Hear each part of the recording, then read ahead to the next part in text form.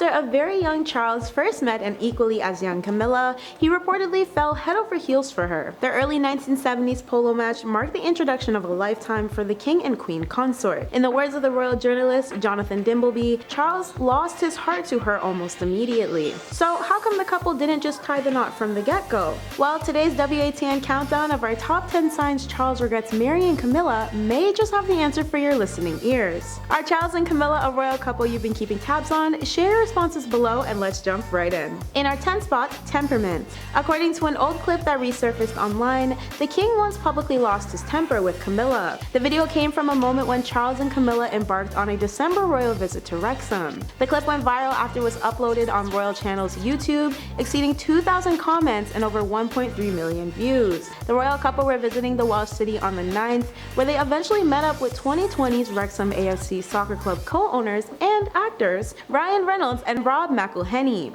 While they are partaking in the tour of the club, Charles and Camilla introduced themselves to the public there, but the king was captured getting visibly frustrated with his wife of almost 2 decades when she was stalling the crowds longer than they were scheduled to stay. The newest monarch was overheard complaining to the royal aides around him, saying, "Can we try to get her back again? Please, we need to go. I was trying to wait for her, but she goes on." Charles' irritable display came after 2 other high-profile occasions where he lost his cool over fountain pens, following his ascension to the throne in line with the passing of the late Queen Elizabeth II back in September 2022. Before we jump into number 9, be sure to stay tuned into our Where Are They Now videos by subscribing now.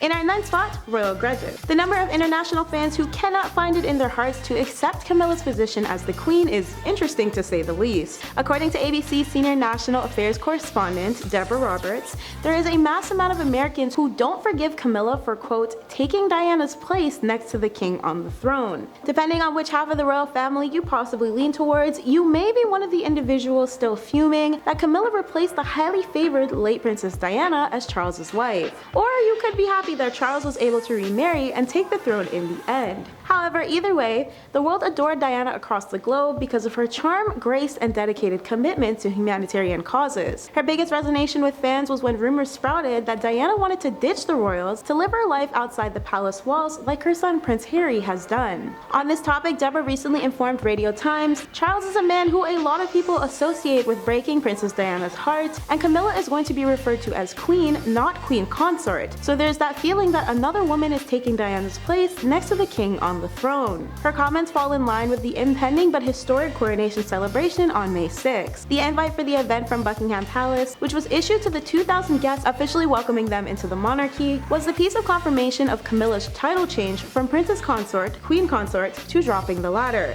The invite was titled Coronation of Their Majesties King Charles III and Queen Camilla. In our 8th spot, valued monarch over her. Reports state that King Charles knew the exact moment he'd rather serve his life to the kingdom than wed Camilla, and so of course it just had to be included in this countdown. Charles's decision behind taking the royal courtier's advice to stay away from Camilla were supposedly endless, but apparently there was only one true reason that clarified that Charles was deciding to choose duty over love. At the time, the easiest way to keep Charles distracted from Camilla's charms was to place a literal ocean between them. This is why they reportedly schemed to have Charles sent overseas to serve with the Royal Navy for a lengthy period. According to royal historians, this moment was a tipping point for Charles and Camilla's love story. Most importantly, it was explained how Charles never asked Camilla to wait on his return, so she wound up rekindling her flame and remarrying Andrew Parker Bowles after Charles departed. However, if Charles had to put his foot down to choose his relationship over his crown, the possibility of quitting the Navy and never taking the throne could have occurred at that time of marrying Camilla. Rather, Charles remained faithful to his job and missed out on marrying Camilla ahead of their actual ceremony years later. Still, things probably played out as they should have though, as Charles and Diana's marriage produced Princes William and Harry, which in turn sprouted the rest of the mini royals and their own stories. Despite maintaining one of modern history's most damaging marriages, there was some good in the form of their children as a result. History would have been entirely altered if Charles denied his duties to stay committed to Camilla in his youth. Nonetheless, his feelings for her clearly rewarded them both in the end. In our 7th spot, Unwanted Queen.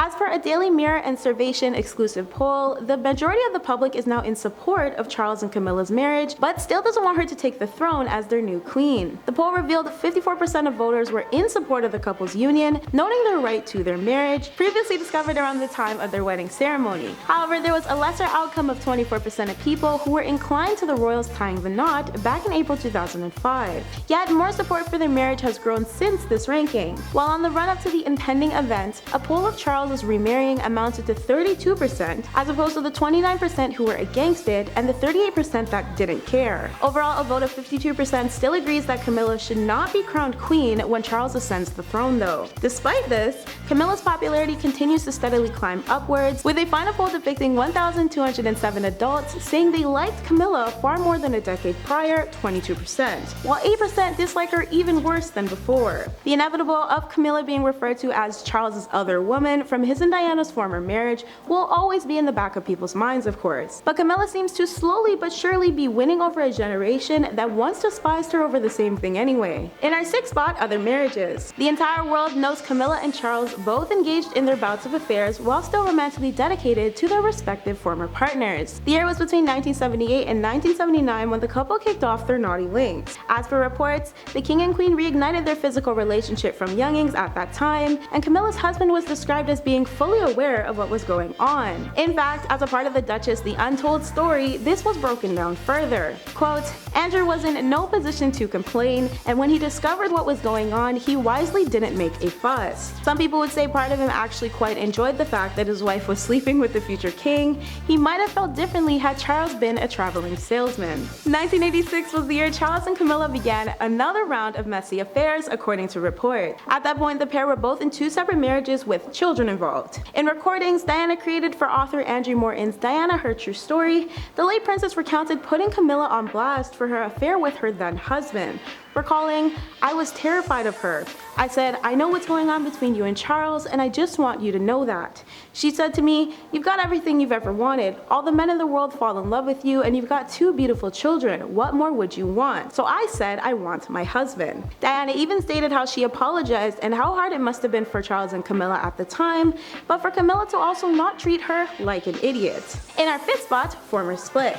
In 1971, Camilla and Charles faced a brief split when Charles joined the Royal Navy. As we touched on a bit earlier, the massively grueling schedule, his semi-permanent time away from the castle, and his duties caused his relationship with Camilla to come to an abrupt halt. Then, to make matters worse, Camilla was facing an odd sense of reality at the time, given she didn't reportedly meet the royals' expectations for marrying an heir to the throne. More specifically, because reports came out with claims that she was impure and didn't come from a well-known or good family. Because the older couple truly believed their future was unfeasible, the two resultantly broke up. In our fourth spot, Elizabeth's disapproval. In the summer of 1998, Queen Elizabeth II allegedly confronted Charles concerning a conversation about Camilla. As per the words in biographer Tom Bower's Rebel Prince book, only a few months had gone by after Diana's tragic passing before the late monarch addressed her concerns to Charles. The discussion was supposedly about how she felt about welcoming Camilla into the royal family. Allegedly, the late queen was unhappy about her son's relationship with his previous mistress at the time. In Rebel Prince, Tom claimed the queen had several drinks and surprised Charles when she forcefully stated she would never condone his bad decisions nor forgive Camilla for hounding Charles and not allowing him to recover his marriage to Diana. Tom further claimed that Elizabeth called Camilla that wicked woman, which resulted in Charles allegedly phoning Camilla in tears.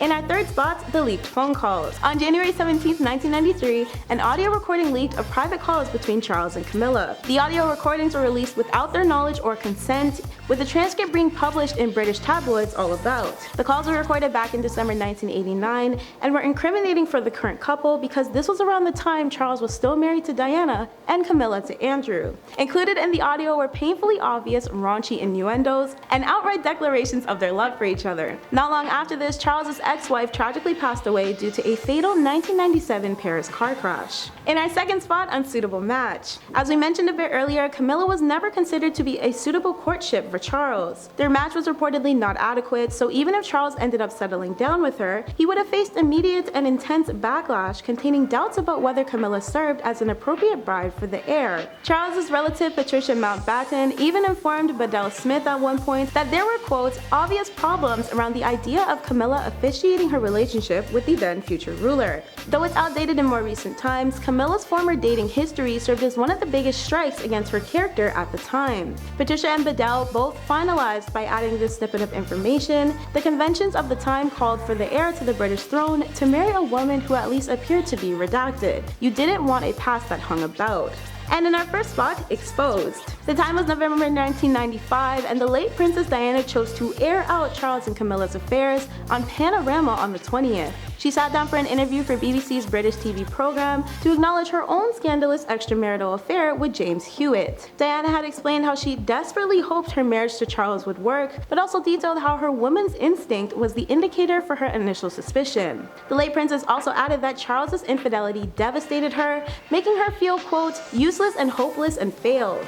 Her most famous comment about the affair reads, "There were 3 of us in this marriage, so it was a bit crowded." Later on, it was discovered that Martin Bashir deceived Diana into agreeing to the interview, and following this, BBC vowed to never broadcast the sit-down again.